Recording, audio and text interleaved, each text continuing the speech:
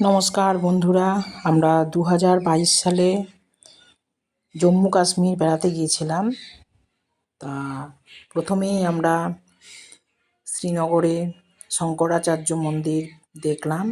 এই সিঁড়িগুলো দেখো, অনেকটাই চওড়া চওড়া, বেশ উঁচুও, 188টা সিঁড়ি।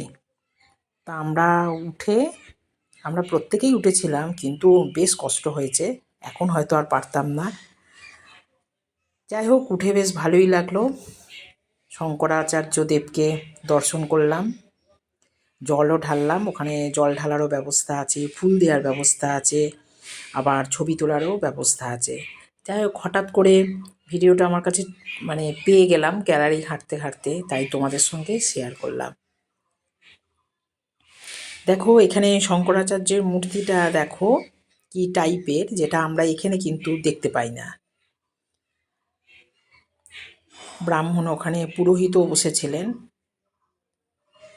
দেখো মন্দিরটা, আর এই যে শঙ্করাচার্য, দেখো মূর্তিটা। থ্যাংক ইউ, ভালো থেকো, সুস্থ থেকো।